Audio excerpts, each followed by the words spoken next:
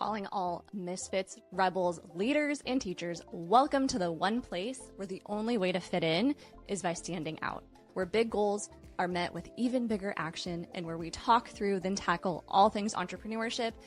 I'm your host, Kelsey Knudsen, and this is the Get Shit Done podcast. Welcome to the Revolution. Do you have a business? Do you need to track your data better to make decisions? And are you a team of one wearing many hats? You're going to get so much value out of this episode because the numbers and the data that you track when it's just a one-man show looks different. At the end of the day, the goal of KPIs and Get Shit Done is to help you really know how to make decisions in your business. Let's dive on in.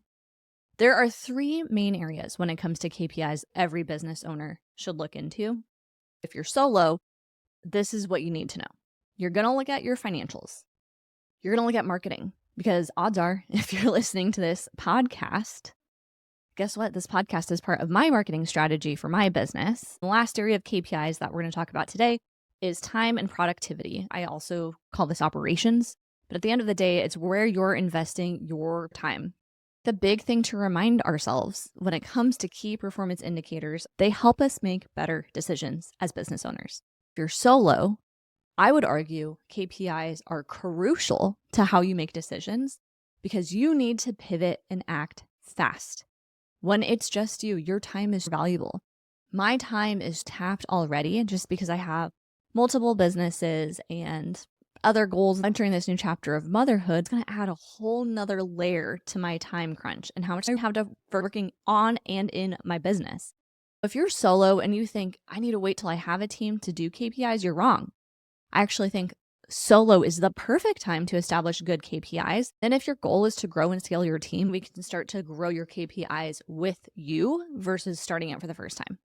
We're going to talk about finances. I see business owners outsource this part of their business to accountants, financial advisors, bookkeepers, enrolled agents. I want to remind you of one crucial thing.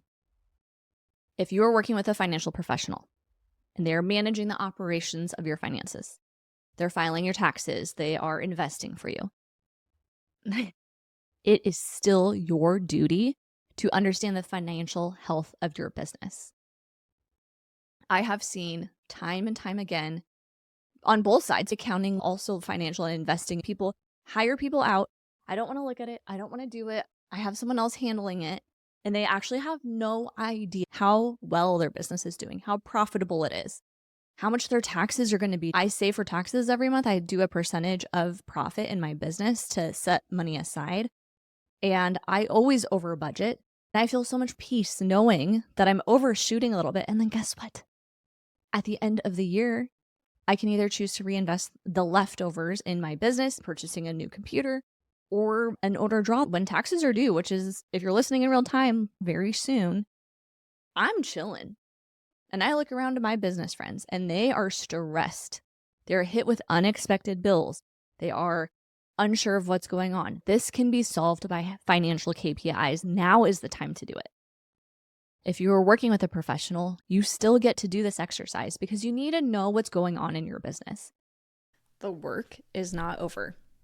If you caught the last two episodes, I broke down what KPIs to track if you're solo versus if you have a team. And today we're going to talk about what you do with that information. So if you're not sure what data to track in the first place, I encourage you to go back a couple episodes and catch up first, then come back to this one. Accounting is dealing with the past. It's making sense of money spent and allocating it to certain places. And depending on who you're working with, also probably trying to save as much as possible within the law. On the financial side of the house, you're looking for investments for growth and for future strategy. Both are important and needed. But just because you have someone handling those two facets of your business and your life does not mean they understand the money in and out of your business and how to make different decisions that support your goals in your business. I can't stress this enough. Talk to your people. If you have professionals, have meetings, say, I want to have a better understanding of my KPIs and my finances. Walk me through your process so I can make sure we're on the same page. If what they're telling you doesn't match up with your records, either you're not giving them the full financial picture for them to do their job, or you're looking at the wrong shit. This is your little kick in the pants to tackle your finances. Let's talk about some specific KPIs that I look at with my business. I need to give some caveats here. I do my own bookkeeping.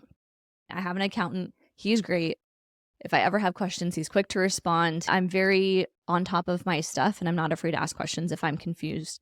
We looped him in when we wanted to buy the house, when we wanted to start planning for a family, when I opened a second business with partners. He's very privy and aware of all these big life and business decisions that we're making because you want the accounting to support those goals as well.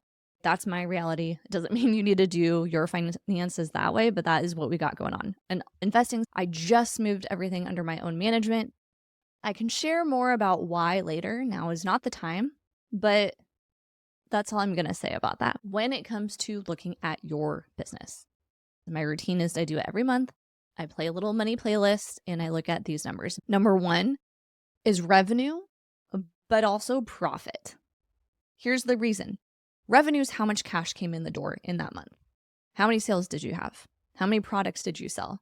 If you got commissions from affiliate programs that you run or affiliate links that you have, what is the total number of cash that came in on the first day of the month through the last day of the month? That is how I personally look at it. So that way I can be consistent month over month. And that just keeps it easy and consistent for me. Cash coming in, great. But if that number keeps growing, but your profit, which is after all the expenses in your business, if that is not growing, but your revenue is growing, that to me is an allure of, am I starting to grow my spending along with this growth in my business? And is that the right decision for me? Odds are you don't even realize it's happening. We've all been there. You have a little bit more money in the checking account and you're like, oh, I can grab a coffee today. Oh, I can sign up for some branding photo shoots. Oh, I'm going to grab a new iPhone, like the new one came out and I got a little cash. That's when we start making decisions like that, when we feel a bit more safe. By tracking both revenue and profit, it's allowing us to look at both sides. Are we growing the business revenue? Are our sales working? Are people converting? Are we doing a good job selling our stuff? Profit. Are we keeping spending within reason? More often than not, I see business owners start to make more revenue, they start spending more, and then they don't have the funds to hire a coach, give themselves a raise, pay cash for that new computer that their team member needs. They're in a pinch that they don't need to be. I don't want that for you. Look at your revenue, cash coming in the door, and your profit to make sure those two things are in balance. Number two, I'm looking at how much I'm paying myself. And I know this sounds silly, but I just see it so often. In fact, some of my $1 million revenue business owners are the worst at this, which is hilarious because I think we think more money, we're just going to figure things out financially. There's a time and season where you have to grind. If you're solo, there's a time and season in business where you just have to do the work, and you may have to work a part-time job, or you may have to take a salary cut in order to get this business up and running. But if it's year 2, 3, 4, and you're still making minimum wage and the revenue is stagnant, congratulations, you have a sales issue. You have a problem converting people. Either you have the wrong people that you're trying to sell the right thing to, or you have the right people and you're solving it through the wrong offer. The work is not over. If you caught the last 2 episodes, I broke down what KPIs to track if you're solo versus if you have a team. And today we're going to talk about what you do with that information. So if you're not sure what data to track in the first place, I encourage you to go back a couple episodes and catch up first, then come back to this one. You deserve to make money too. And I want to be honest here. There is a season where you are investing your sweat equity, your time, your body, your mind to build this thing. But again, if you're doing that year over year and you are not growing with your business, I want you to really look in that mirror and ask yourself, where are you investing otherwise? Because odds are your business is making more money. Year over year, you're growing to some extent. But if your pay has not, where is that money going? What other decisions and choices are you making? That can look like hiring contractors. That can look like hiring a coach. I'll be real. There's times where it makes sense to hire someone like me. There's times where it does not make sense. How much are you paying yourself? And do you have goals? And we forget that our business can be the vehicle, but also the distraction from our personal goals, finance or otherwise. I encourage you really look at how much you're paying yourself and what decisions or adjustments do you need to make in your business to change that if it's not at a number it needs to be. I prefer setting a personal financial goal, then looking at the business. If I know my personal financial goal with not only myself, but my husband, and then I know in order to have my take home be X, My business needs to afford not only this, but taxes, fees, being on a payroll system, all that. If my take home needs to be $1,000, the business needs to budget for $2,000 to afford my salary plus taxes and fees and everything. Then my sales need to be X. And that is the beauty of KPIs. We can start to solve for that. It gives you laser focus to be like, wow, I actually have that money in the business if I let this person go. And honestly, I can do that job. And this is the season where I need to. As much as I want to hire that coach, I'm literally firing myself in this episode, but I hope you thank me for it because I think it's for the best in some contexts. Or maybe it's like, okay, I don't need to pay for that subscription, or I don't need to have that platform. Where can we make choices in the business to support our personal goals? I don't want you to get resentment. And I also think it's important to treat our business like a full business. You would not have someone and hire them as a CEO and pay them minimum wage. So why are you paying yourself that low? Number 3 is your expense percentage. Specifically, what is your norm? And guess what? Normal for me is different than normal for you. And that's okay. I built a resource for you and I'm going to give you access to it at the end of this episode that has formulas in it. So you just have to be able to add up some numbers and plug it in. The percentage is nice because it tells you month over month what your norm is. If your norm is 50, 60, 70% expenses to run your business, and that's pretty consistent, and you're looking at those individual things you're paying for and you're like, I do need all of this to do my business, great time to look at your pricing. Is my pricing actually supporting the needs of the business, or do I need to make some adjustments there? My revenue's gone up and my expense percentage is going up. I need to be more aware of where I'm putting my money and why. That is how you take the KPI conversation and actually create a process behind it. The goal is to give you information over time that tells a story. And then after 2, 3, 4 months of tracking, you can look at things and be like, yeah, I need to make some adjustments, or that's working well, or this is working because XYZ, or I can afford that employee. That is the beauty of KPIs. It should give you that kind of data to then make decisions. After we talk finances, you need to look at marketing, investment of time and resources and energy, worth it or not. That's the end goal. On the marketing side, I'm looking at where am I putting my time, strategy, and effort, and is that reaping rewards? I'm going to be honest with you. This podcast is a part of my marketing strategy. I don't look at this podcast like I'm a content creator and I'm trying to get millions of downloads. I see this as a piece of the spider web that helps convert people to work with me. And because of that, the numbers I look at for this podcast may be a little bit different. I'm not obsessed with how many downloads I have and is that growing week over week, month over month. I'm obsessed with what episode has the most downloads in the past month. And then what was the topic? Was it because the topic was interesting? Was it controversial? One of my best ones, of course, was announcing the baby. That data is informative to me because I know if more people are listening to something, there's probably a reason. And then I can keep that in mind. By looking at KPIs, I can tell you this. Any episode that has a really catchy headline that's a hot take or unpopular opinion tends to get more downloads. Does that benefit me as a business coach, though? Not really, unless those people are converting. That's where the marketing stuff has to be holistic. You can't just download the Instagram dashboard. You need to look at data in a way that tells you a story from all the different angles and perspectives. If your revenue is stagnant, we have a sales issue. If we're not getting leads, we have a marketing issue. If we're not converting those leads, we have a sales issue. The KPIs can help you identify where that weak spot is. Instead of on the whole being like, man, sales are down, what do I do? We can start to really look, okay, how many new people did I talk to? How many people were interested in my stuff? And if the answer is not that many new people compared to last month, that tells me something's off with my marketing. Then I can look at my marketing and be like, I haven't been super consistent this month. Or last month I promoted this offer and this month I didn't. And then we can start to be intentional about what needs to change to then increase sales. Because sometimes it is not a sales issue. Sometimes it's the funnel is dry and we need to feed the funnel. Someone following you on Instagram to booking a discovery call or hopping on your website. That takes time and nurture and effort. If you start that today, odds are you're not going to see the repercussions of that for a couple weeks a month, depending on your type of business. Look at your engagement. Followers are great if you are trying to get in front of new people. But the type of content you're putting out to get new people to follow you is different than the content you're putting out to get you and me to have banter, have a conversation, connect, chats, all that stuff. If the end goal is for them to buy your product or service, our end goal is to get them off the platform. Engagement can tell us that people aren't just seeing stuff that they like. It tells us they actually put effort in. And that is a much stronger indication than someone just following your stuff and doing nothing with your content. Looking at engagement can be really informative.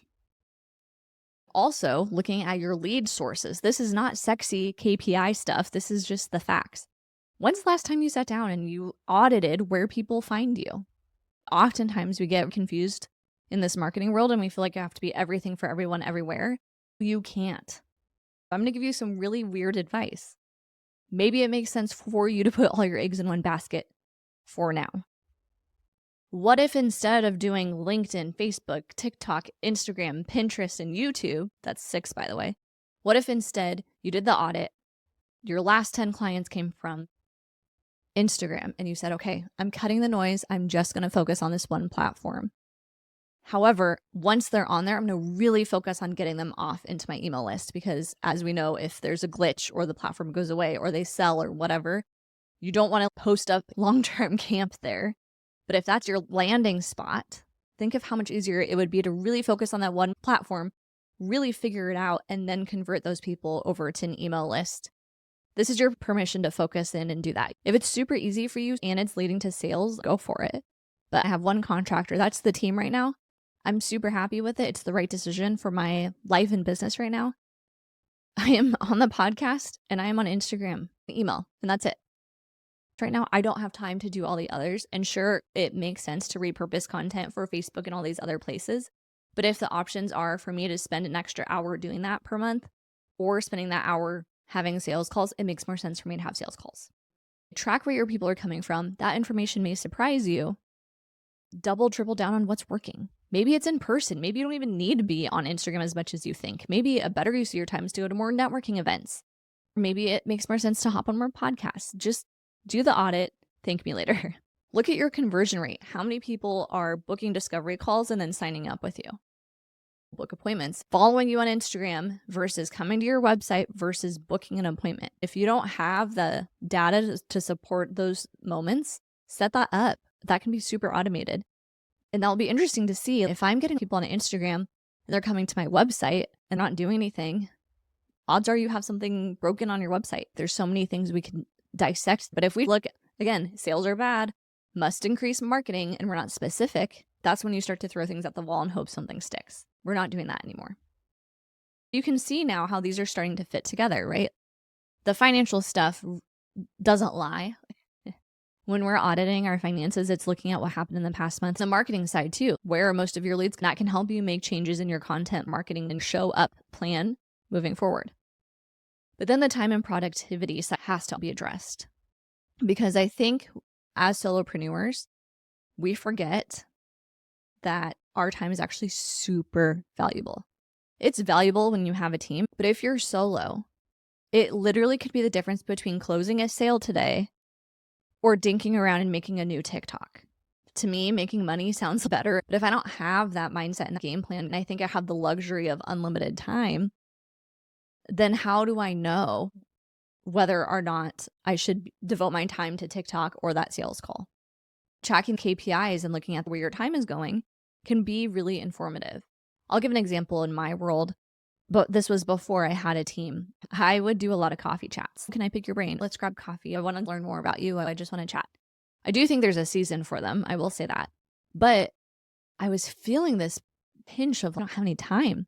I finally sat and audited 1 month of 3 a week times 4.5 weeks. I'll just say 12-ish hours of my month was going to these connection calls that led nowhere because I had no filter, no who is this for?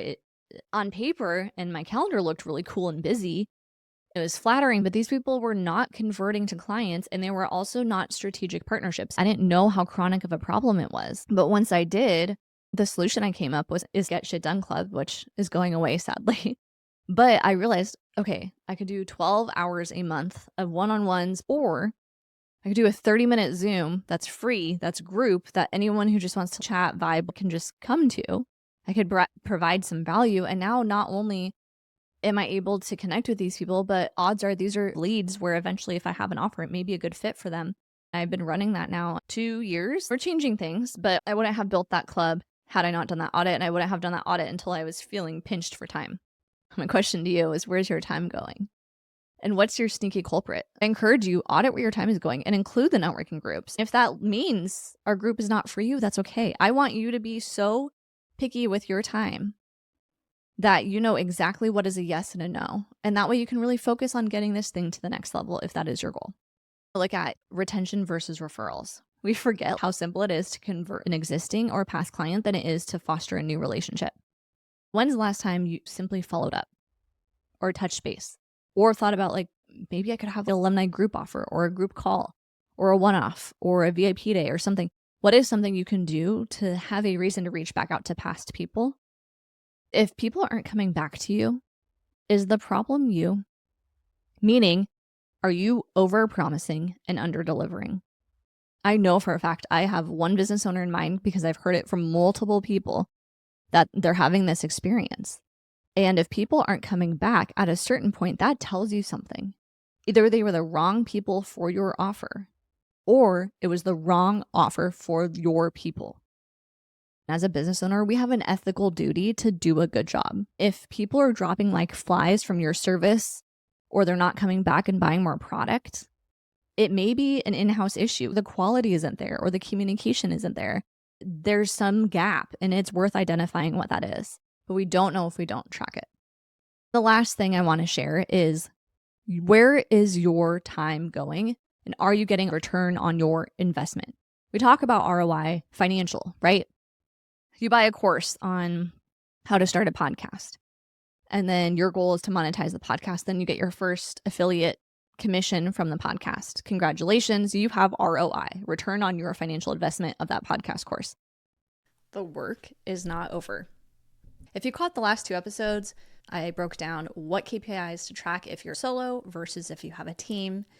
And today we're going to talk about what you do with that information. So if you're not sure what data to track in the first place, I encourage you to go back a couple episodes and catch up first, then come back to this one. What about your personal ROI? Back to my question earlier about the coffee chats, networking. Where are you investing your time and energy into things, and is that coming back to you? Maybe you have business friends that you're constantly brainstorming ideas and talking shop. Your time and energy and mind is being invested into this person. Is that leading to business? Is that helping you make shifts? Is that leading to sales or referrals? Is that leading to collaboration? Or is it just like a comfort blanket that feels good that doesn't do anything? These are the tough questions you have to ask yourself. Done right, these KPIs will change your life. They will tell you what's working and what to double down on, and they will tell you what is not working and needs to go. Odds are you're going to run through KPI land, and what's going to come out of it is someone who has stronger boundaries, more clarity. It may mean saying no, setting boundaries with people in your private life to support your business life. It may be letting a contractor go because you really need to make more money. There may be some results from this audit that are not pretty or fun to implement. However, by doing this, it's going to set you up for success for the future. At the end of the day, that's all I want for you. It starts with you consistently setting aside time every month to go over this stuff and making the tough decisions, changes, and pivots where you need to truly support where you want to go. Where do you want your business to go? Where do you want your personal life to go? And are they working in congruence? I have a gift for you today, and I want to give you my KPI tracker. And all you have to do is click on the link, kelseymarieknudsen.com/KPI or die. It's got formulas, different pages, a lot going on. And I want to make sure you're really confident in filling out this tracker so you can make these decisions over time. You can modify it and have it meet you where you're at in your business world too. I'm so excited about this resource. It's free. Thank you so much for joining me today. And if you are a KPI curious and you have a team of people, then definitely catch next week's episode because I'm talking specifically to you at that level. The data needs to look a little different. So thank you for joining me, and I will catch you next week.